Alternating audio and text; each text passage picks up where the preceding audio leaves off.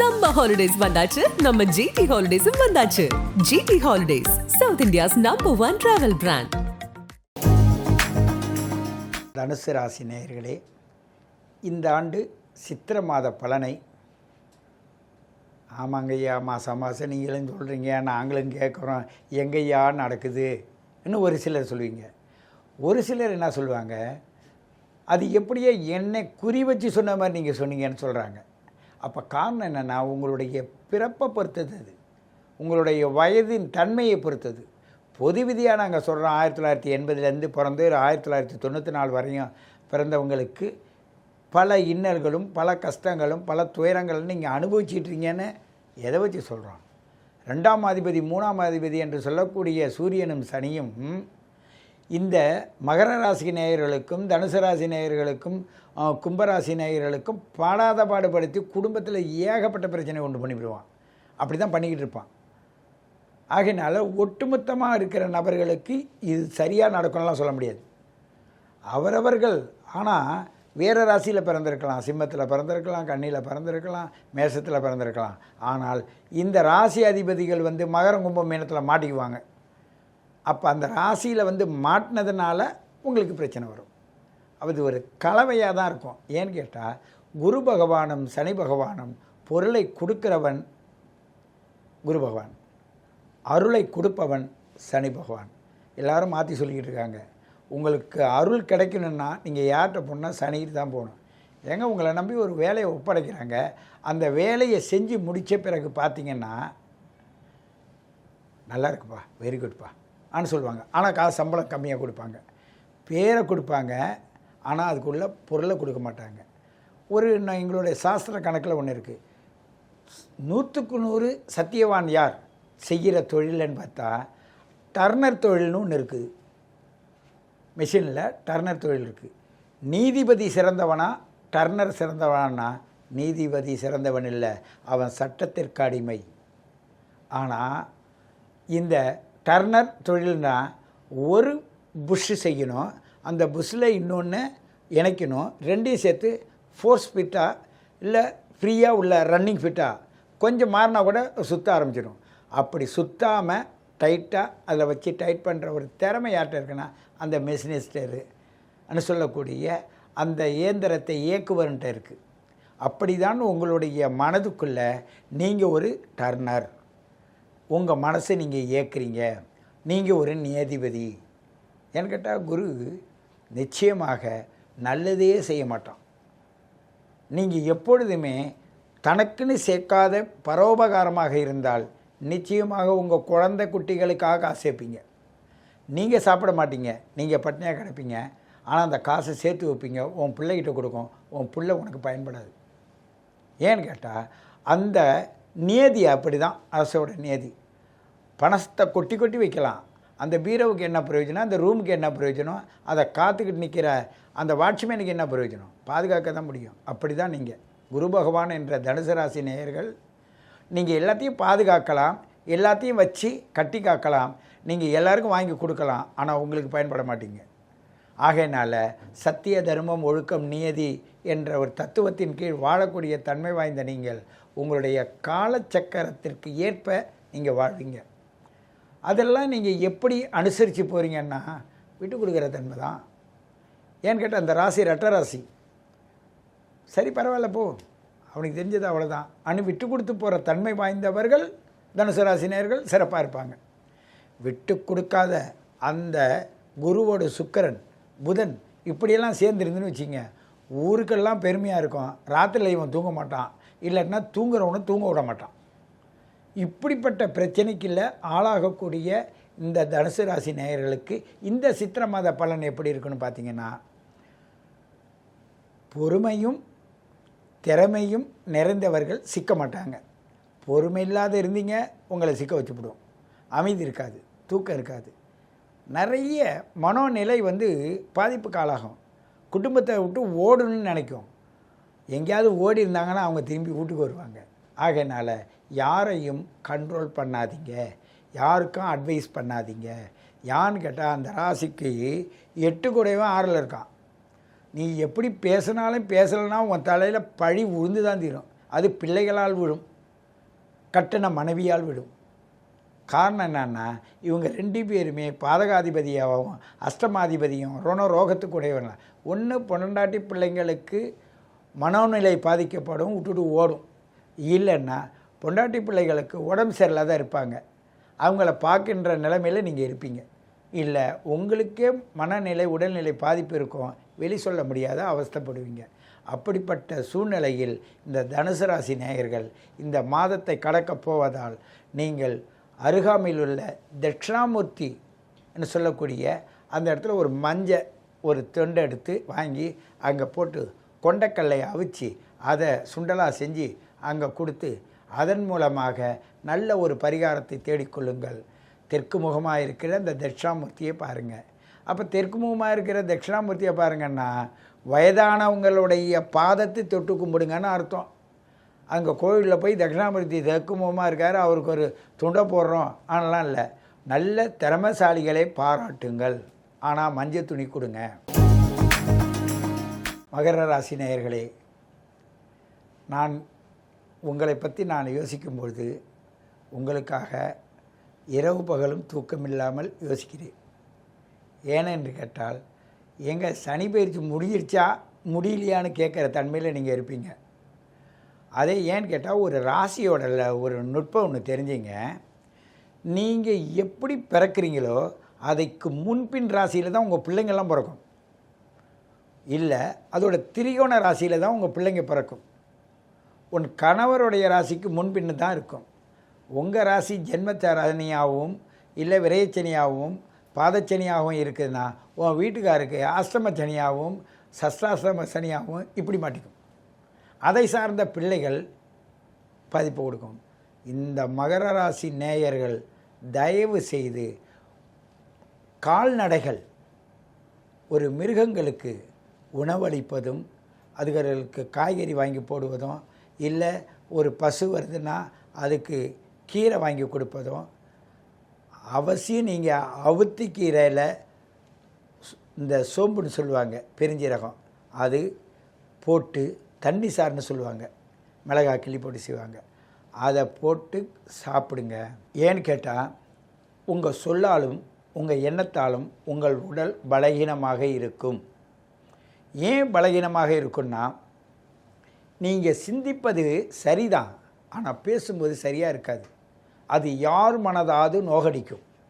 அந்த பிறர் மனதை நோகடிக்கிறது அந்த எதிர் ஒளியானது என்ன பண்ணுன்னா ரிவேஸ் ஆகி அது உங்களையும் தாக்கும். பாருங்கள், உங்களுக்கு 2ஆம் இடம் யார்? கும்பம். கும்பத்துக்குடையவாறு சனி. அந்த இடத்துக்கு இது 12ஆம் இடம். உங்களுக்கு அது ஜென்மத்துக்குடையது. நீங்கள் இப்போ எந்த ராசியில் பிறந்திருந்தாலும் சரி, இந்த கும்பராசியை தொடுகின்ற பொழுதெல்லாம் உங்களுக்கு பாதிப்பு தருவதை 12 ராசிக்காரர்கள்லாம் அனுபவிப்பாங்க. ஏன்னு கேட்டால் பிரபஞ்சத்துக்கு அது தர்ம கர்மாதிபதி யோகம்னு சொல்லக்கூடிய குரு பகவானும் சனி பகவானும் சேருகின்ற இடம். அங்கே தர்மம் என்பது நீச்சமாயிடுது. சனி அங்கே நீச்சம், குரு அங்கே நீச்சம், சனி அங்கே நீச்சம். அப்படியே இருந்தால் நீச்ச பங்க ராஜயோகம் பெறுது.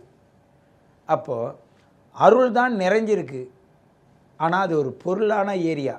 அந்த பொருள் கொடுக்கக்கூடியது. கடல் நிறைய தண்ணி இருக்குது, அந்த உப்பு நீரில் அதுலேயும் உப்பு இருக்குது. ஆனால் அதை காட்சி வெளியில் எடுக்கிற விதத்தை பொறுத்து தான் உப்பு தனியாகவும் நீரை தனியாகவும் பிரிக்க முடியும். அதுவும் கூட ஆவியாக போகும். அப்படி தான் உங்களுடைய உழைப்பு பிறருக்கு பயன்படாது. ஏனென்றால் உங்களுடைய உள்ளூர இருக்கக்கூடிய வேகம், வைராக்கியம் இதெல்லாம் சேர்ந்து பிறருக்கு தொல்லை தொந்தரவு தருவதை நீங்கள் உணர மாட்டீர்கள். ஏங்க, அந்த இடத்துல சூரியன் இருக்கார், சந்திரன் இருக்கார், செவ்வாய் இருக்கார். இந்த சூரியன் சந்திரன் செவ்வாய் சேர்ந்தது தானே இந்த இடம்.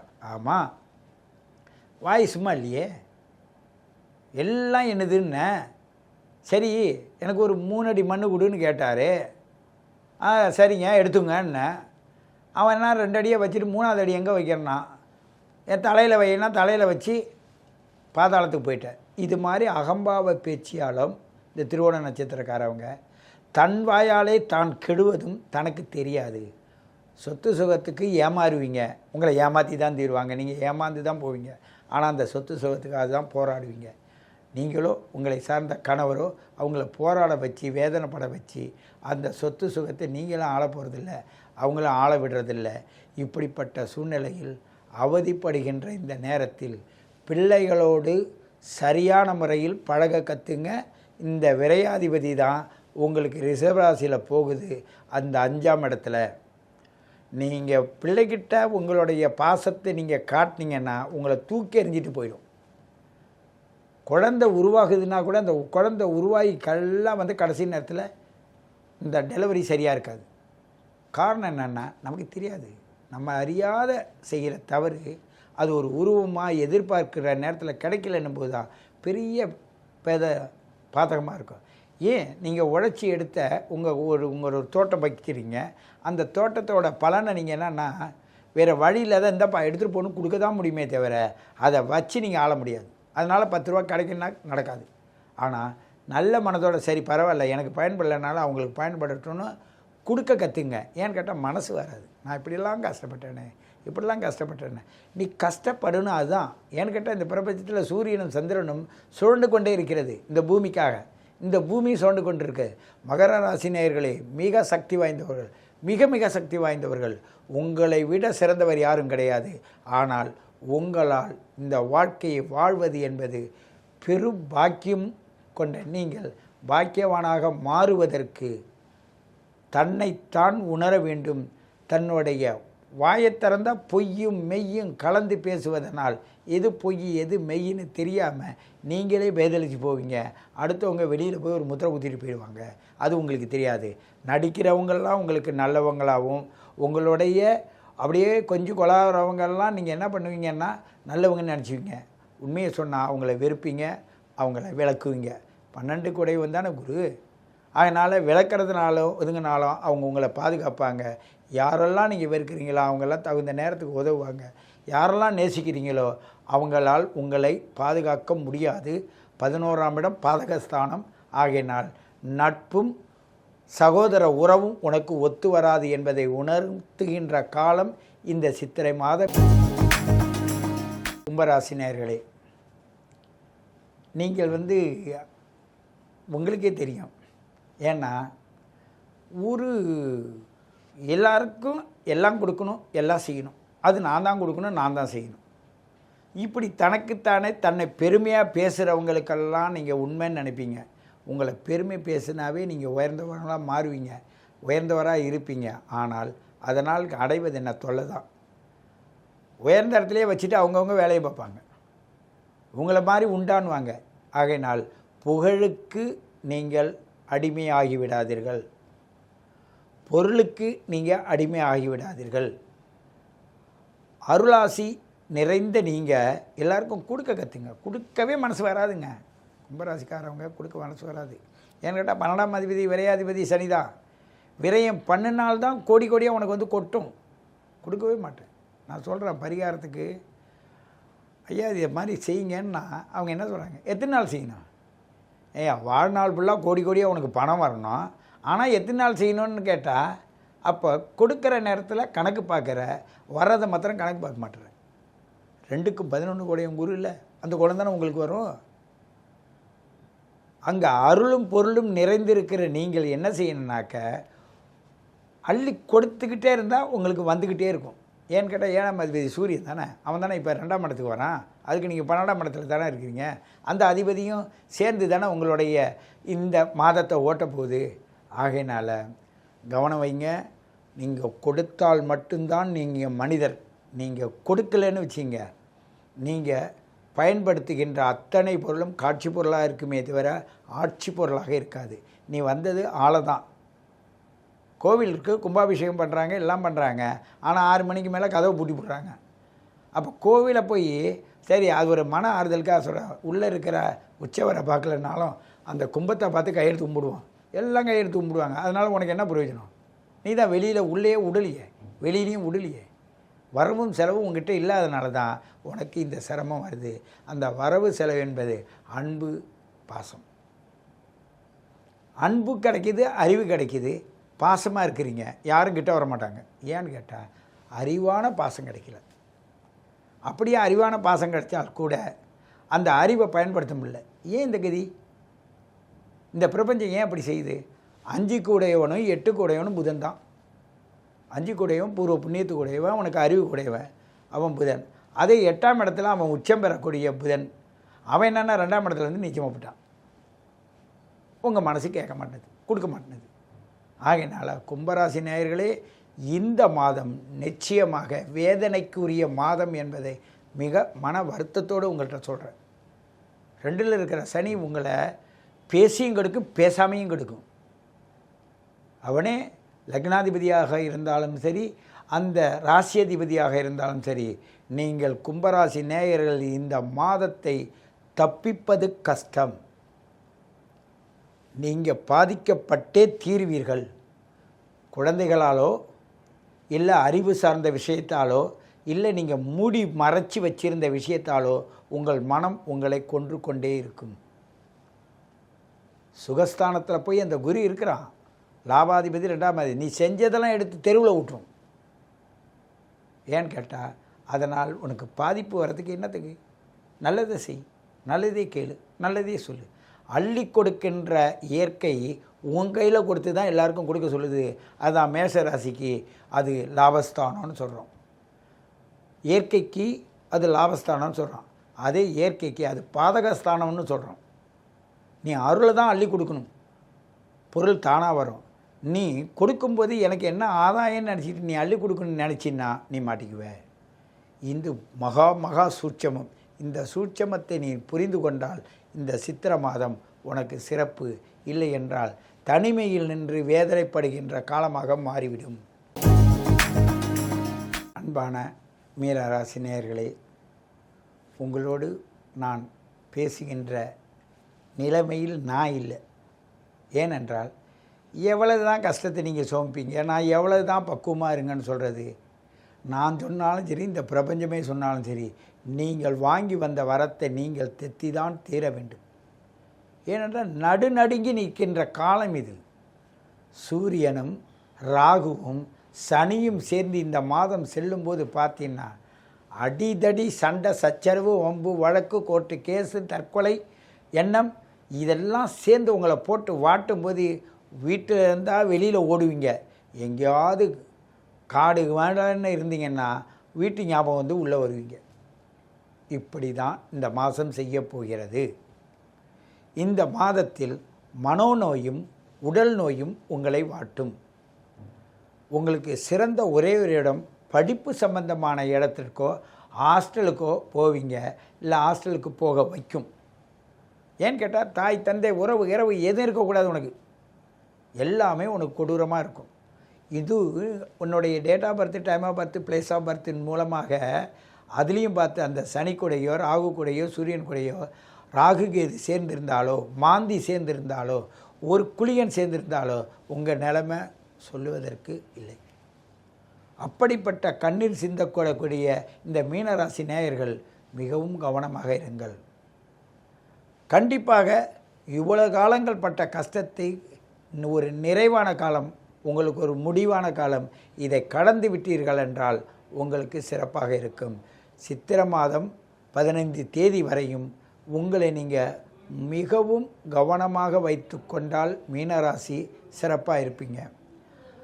தான தர்மங்கள் செய்யணும். இந்த நேரத்தில் சில பேர் நில பலத்தெல்லாம் விட்டுட்டு ஓடுவான், அந்த இடத்துல இருக்க முடியாது. எவ்வளோ சொத்து சுகங்கள் உடையவங்க, பல கோடி ரூபா வச்சுருக்கவங்க கூட என்கிட்ட என்ன சொல்கிறாங்க, இன்றைக்கி எல்லோரும் இங்கே ஒரு சிலர் பரிகாரத்துக்கு போயிருக்காங்க. அங்கே போனால் நான் யாருக்கு கொடுன்றேன்னா அவன் இருக்க மாட்டாங்க. அது எனக்கும் தெரியும். தேடு, அலைஞ்சி தேடி கண்டுபிடிச்சி அவனுக்கு கொடுன்னா கொடுக்க முடியல. ஆனால் இவங்க கொடுக்க முயற்சி பண்ணாலும் நடக்காது. அதுவும் எனக்கு தெரியும். ஏன் நடக்காதுன்னா சுயநலம். எதையுமே ஒரே ஞானத்தோடு பேசுவ தெரியாது உங்களுக்கு, பேசியது இல்லை. எல்லாம் ரெட்டை விதமாக பேசுவீங்க. பாதி அவங்களுக்கு கொடுத்துட்டு பாதி நான் எடுத்துக்கலாமான்னு நீங்கள் பேசுனீங்கன்னாவே அந்த பாதி உங்களுக்கு நிலையானதல்ல.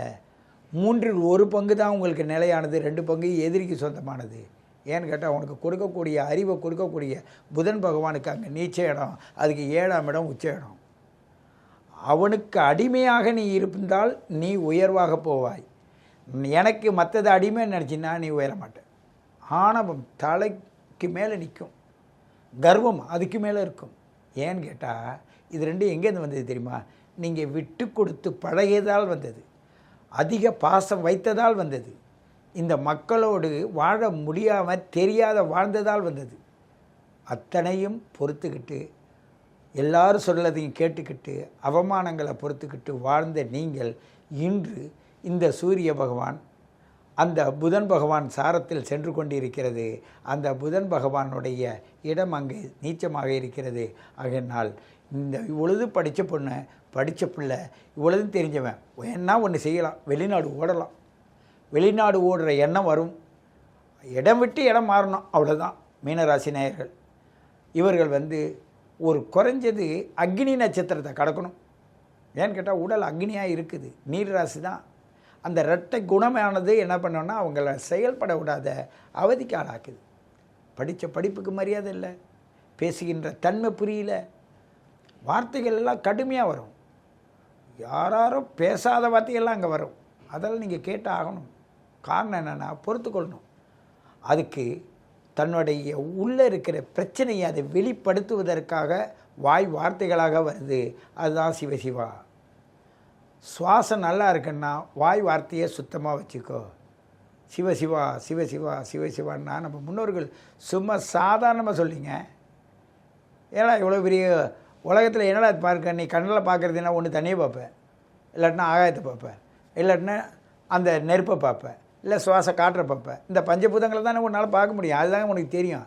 இவைகளால் உருவாக்கக்கூடிய உன்னுள் இருக்கின்ற அன்பையும் அறிவையும் தெளிவையும் பாசத்தையும் உன்னால் தான் உருவாக்க முடியுமே தவிர பிறரால் அல்ல.